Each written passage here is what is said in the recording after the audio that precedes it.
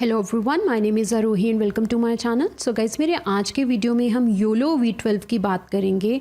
YOLO V12 एक newly released model है and इसके थ्रू आप रियल टाइम ऑब्जेक्ट डिटेक्शन कर सकते हैं। आज के वीडियो में हम देखेंगे कि योलो V12 कैसे काम करता है एंड ये कैसे बेटर है पुराने वाले ऑब्जेक्ट डिटेक्शन मॉडल से। सो गाइज, हमने बहुत सारे योलो मॉडल्स देखे हैं, राइट। लास्ट फ्यू ईयर्स अगर आप देखो तो योलो के बहुत सारे डिफरेंट वर्जन्स आए। YOLO V3, V4 and we have YOLO V8, V9, V10, V11, है ना। बहुत सारे योलो मॉडल्स हैं एंड एवरी जो योलो का न्यू मॉडल होता था वो पुराने वाले मॉडल से बेटर परफॉर्म करता था। पर अभी तक के जितने भी योलो मॉडल्स थे ना, वो सारे models mainly convolutional neural networks use करते थे ऑब्जेक्ट्स को डिटेक्ट करने के लिए। बट योलो V12 ने ना अटेंशन मैकेनिज्म यूज़ किया। अब आपने सुना होगा मे बी कि ट्रांसफॉर्मर्स के अंदर अटेंशन मैकेनिज्म होता है जिसको यूज़ करके मॉडल रिकॉग्नाइज करता है पैटर्न्स को ज़्यादा अच्छे से, राइट।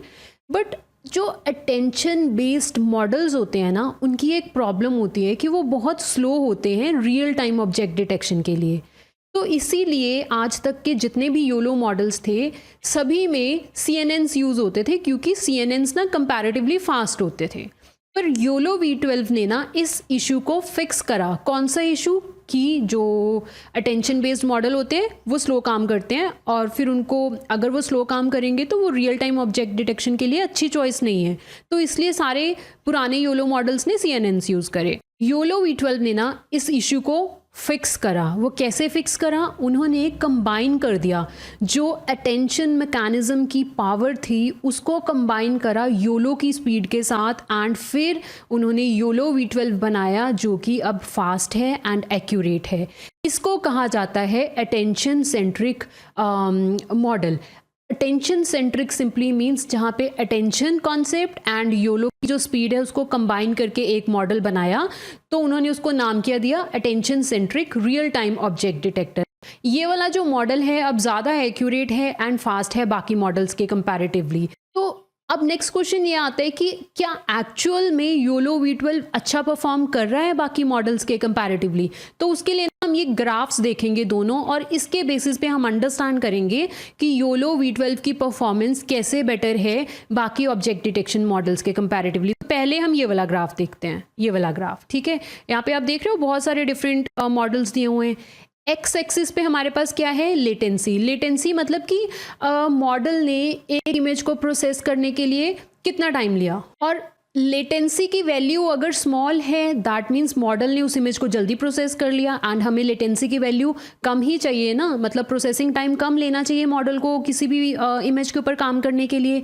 तो lower latency value means model अच्छा परफॉर्म कर रहा है। एंड वाई एक्सिस में हमारे पास मैप वैल्यूज़ हैं, ये एक्यूरेसी है एंड ये जो एक्यूरेसी कैलकुलेट की गई ये किस पे करी गई?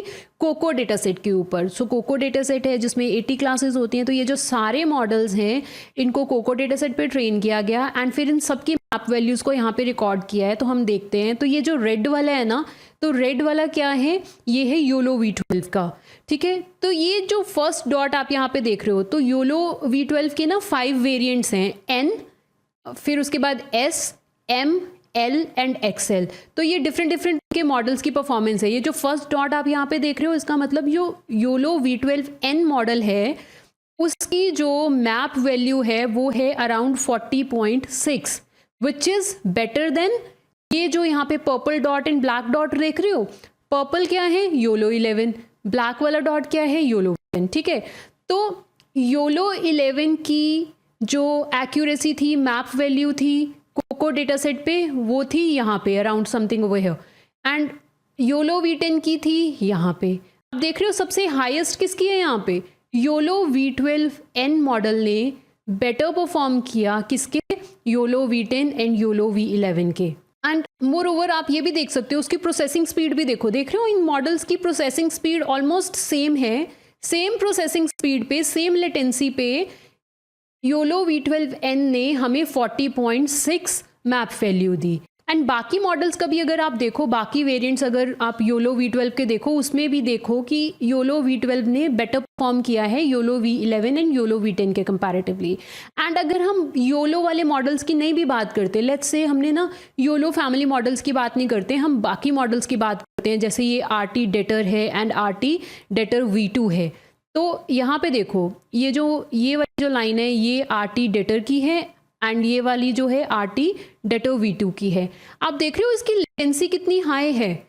ये वाले जो मॉडल है ये ट्रांसफॉर्मर बेस्ड है, इसलिए ना इसकी लेटेंसी बहुत हाई है, क्योंकि मैंने आपको बताया था अटेंशन बेस्ड मॉडल जो है ज़्यादा टाइम लेते हैं, उनको ज़्यादा कंप्यूटेशन पावर चाहिए प्रोसेस करने के लिए, तो इसलिए इनकी कंप्यूटेशन देखो लेटेंसी कितनी ज़्यादा है, बट स्टिल उसके बावजूद भी, इतनी लेटेंसी होने के बावजूद भी जो उसकी परफॉर्मेंस है, उसकी मैप वैल्यू है, वो योलो V12 से कम है। तो अब अगर हम दूसरा ग्राफ देखते हैं, ये वाला ग्राफ, इस ग्राफ में हम सारे मॉडल्स की परफॉर्मेंस देख रहे हैं बेस्ड ऑन फ्लॉप्स। अब फ्लॉप्स क्या होते हैं? Floating point operations. एंड यहाँ पर अगर आप ये जो G देख रहे हो, एक्स एक्सिस में flops and then bracket G देख रहे हो, इसका मतलब है G मतलब giga flops, giga floating point operations. ये बेसिकली इससे ना हम क्या मेजर करते हैं? कंप्यूटेशनल कॉस्ट में देखते हैं किसी भी मॉडल की। हम यहाँ पे क्या मेजर कर रहे हैं कि हर मॉडल की कितनी कंप्यूटेशनल कॉस्ट है। Higher flop value means model को ज़्यादा रिसोर्सेज चाहिए, ज़्यादा कंप्यूटेशन चाहिए इमेज को प्रोसेस करने के लिए। And low flop values means कि मॉडल एफिशिएंट है, वो कम कंप्यूटेशन के साथ भी आउटपुट दे रहा है। तो यहाँ पे रेड वाला देखो, ये रेड लाइन हमें बता रही है योलो V12 है ये।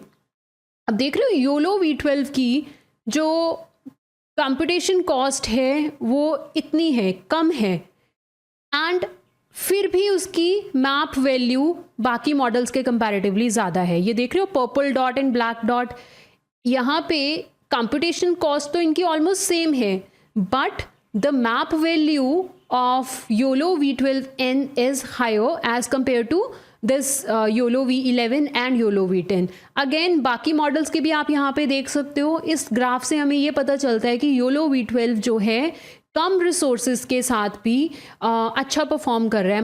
So we can say YOLO V12 gives high accuracy at low flops, meaning it is more efficient. अब नेक्स्ट क्वेश्चन ये आता है कि अगर अटेंशन मैकेनिज्म इतना ही पावरफुल है तो आज से पहले जितने योलो मॉडल्स थे उसमें ये कॉन्सेप्ट क्यों नहीं यूज़ किया गया? तो उसका कारण ये है कि इसमें हाई कॉम्पिटिशनल कॉस्ट होती है, मींस ज़्यादा टाइम लगता है इंफॉर्मेशन को प्रोसेस करने के लिए। दूसरा कारण क्या है? Memory inefficiency.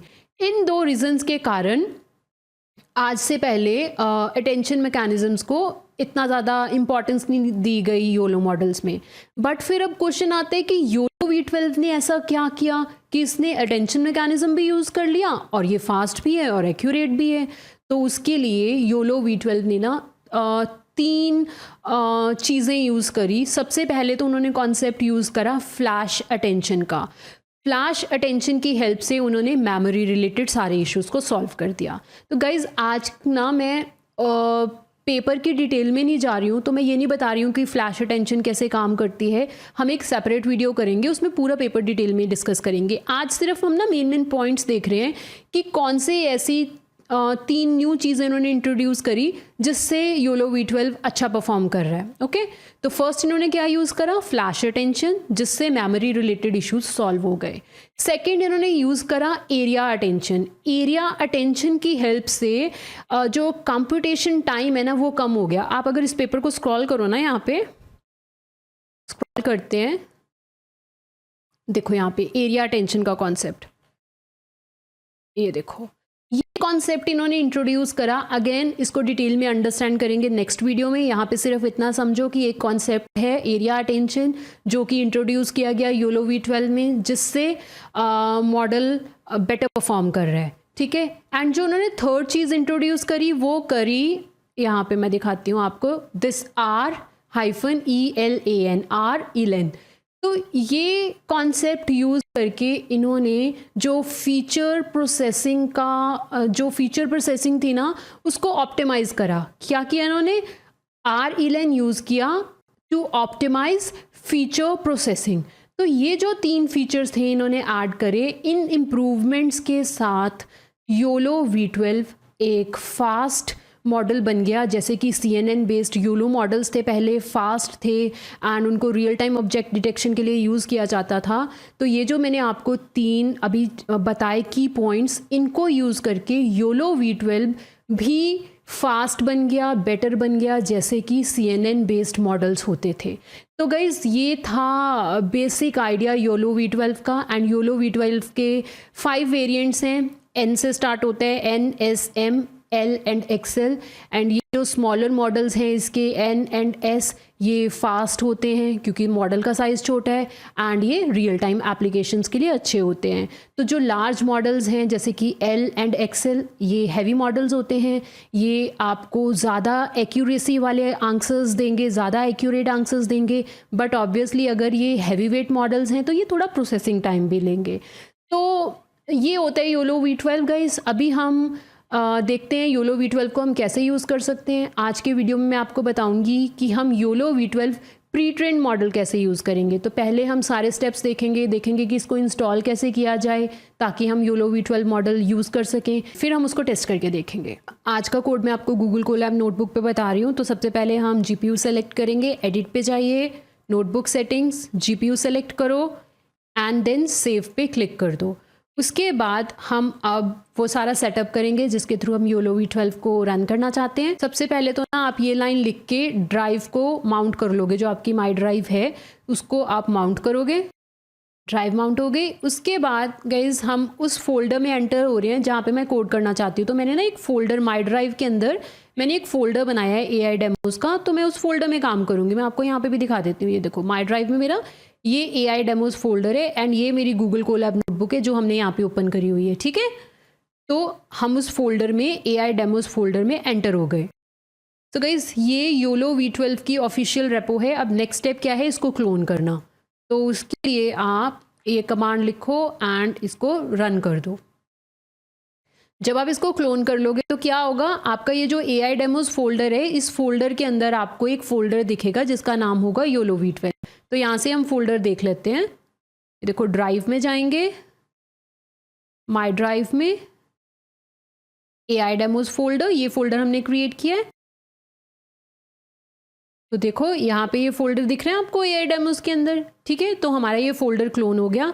अब हमने इस फोल्डर में योलो V12 फोल्डर में एंटर होना है। ये देखो योलो V12 फोल्डर में ना आपको ऐसे फोल्डर्स दिखेंगे एंड फाइल्स दिखेंगी। यहाँ पे एक requirement.txt फाइल भी है, इसको यूज़ करके हम सारी रिक्वायरमेंट्स इंस्टॉल करेंगे थोड़ी देर में।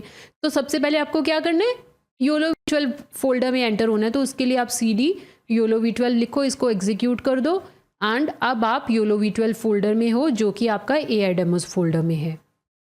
अब नेक्स्ट स्टेप क्या है, हमने ना ये मॉड्यूल इंस्टॉल करना है, फ्लैश अटेंशन। तो गाइज ये जो सारे मॉड्यूल्स मैं यहाँ पे इंस्टॉल कर रही हूँ, ये सब चीज़ें कर रही हूँ, ये मैं कहाँ से देख के कर रही हूँ। देखो अगर आप ये योलो V12 की रेपो पे जाओगे ना, स्क्रॉल करो, ये इंस्टॉलेशन सेक्शन में देखो। मैंने अभी क्या करा, मैंने ये वाली जो कमांड थी यहाँ से कॉपी करी थी। ये कमांड को यहाँ से कॉपी करके मैंने यहाँ पे लिखा और इंस्टॉल कर दिया। देखो ये सेम कमांड है, ओके। उसके बाद हम यहाँ पे आते हैं। तो मैं सेपरेट इन्वायरमेंट नहीं क्रिएट करी। ये 2 लाइन क्या है, सेपरेट इन्वायरमेंट क्रिएट करो और उसमें काम करो। तो हम ये नहीं कर रहे हैं। तो हम क्या करेंगे, सीधा ये वाली लाइन यहाँ से कॉपी करेंगे एंड इसको यहाँ पे पेस्ट कर देते हैं। तो ये सारी रिक्वायरमेंट्स इंस्टॉल हो जाएंगी। तो रन कर दो। उसके बाद नेक्स्ट स्टेप क्या है, ये लाइन। तो इसके बाद हम ये रन करेंगे। रिक्वायरमेंट्स इंस्टॉल हो गई। अब नेक्स्ट स्टेप देखो क्या है, नेक्स्ट स्टेप है ना ये वाला। तो इसको कॉपी करो यहाँ से, तो इसको इंस्टॉल करेंगे।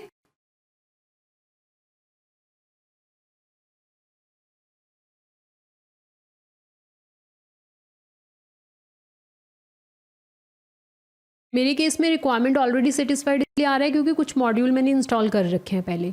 तो अब ये इंस्टॉल हो गया। गाइस जब आप देखोगे ना, यहाँ पे देखो क्या लिखा हुआ है, सक्सेसफुली बिल्ट अल्ट्रालिटिक्स।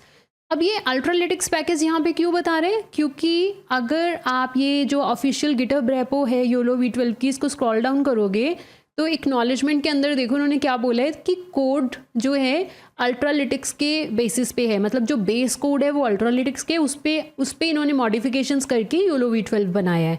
तो इसको रन करने के लिए, योलो 12 को रन करने के लिए हमें अल्ट्रालिटिक्स पैकेज भी चाहिए। अब सारी इंस्टॉलेशंस हो गई हैं, तो अब हम मॉडल को टेस्ट कर सकते हैं। हम मॉडल को लोड करेंगे, प्रीट्रेन्ड मॉडल को, और फिर उसको एक डेमो इमेज प्रोवाइड करेंगे और देखते हैं मॉडल कैसी प्रेडिक्शंस करता है उस पर। तो देखिए हम योलो मॉडल इंपोर्ट कर रहे हैं अल्ट्रालिटिक्स से। यहाँ पे हम मॉडल दे रहे हैं, तो मैं कौन सा मॉडल यूज़ कर रही हूँ, योलो V12 का L model, large model. And यहाँ पे मैंने मॉडल को कॉल किया एंड यहाँ पे मैंने इमेज दे दी। मेरी इमेज पड़ी हुई है AI डेमोज में। तो आप AI डेमोज फोल्डर देखो, मैंने 2 इमेजेस रखी हुई हैं जिस पे मैं टेस्ट करना चाहती हूँ। तो अगर आपको इमेज ओपन करके देखनी है तो मैं दिखा देती हूँ। ये देखो, ये फर्स्ट इमेज है, ओके, एंड ये सेकेंड इमेज है। इस पर मैं टेस्ट करना चाहती हूँ, तो वो इमेज प्रोवाइड करी। फिर डॉट शो से क्या होगा, इमेज, और उसके ऊपर डिटेक्शंस आपको स्क्रीन पे दिख जाएंगे। तो इसको रन करते हैं। तो गाइस ये सेम वैसे ही है जैसे हम बाकी योलो मॉडल्स रन करते हैं ना। तो सबसे पहले देखो ये मॉडल को डाउनलोड करेगा, तो आपको मैनुअली मॉडल नहीं डाउनलोड करना, मॉडल अपने आप डाउनलोड हो जाएगा। एंड उसके बाद देखो इसने हमें आउटपुट दे दी, सारे डिटेक्शंस आ रहे हैं। तो गाइस इस तरह से आप योलो V12 मॉडल यूज़ कर सकते हो। आज हमने क्या देखा कि YOLO V12 pre trained model कैसे यूज़ करते हैं। मेरे नेक्स्ट वीडियो में मैं आपको बताऊंगी कि हम कस्टम ऑब्जेक्ट डिटेक्शन मॉडल कैसे बना सकते हैं योलो V12 को यूज़ करके। तो इस कोड का लिंक डिस्क्रिप्शन सेक्शन में दिया हुआ है, आप ये कोड वहाँ से ले सकते हो। एंड गाइस अगर आपको मेरा वीडियो हेल्पफुल लगा हो तो प्लीज़ मेरे चैनल को लाइक, शेयर एंड सब्सक्राइब करना। Thank you for watching.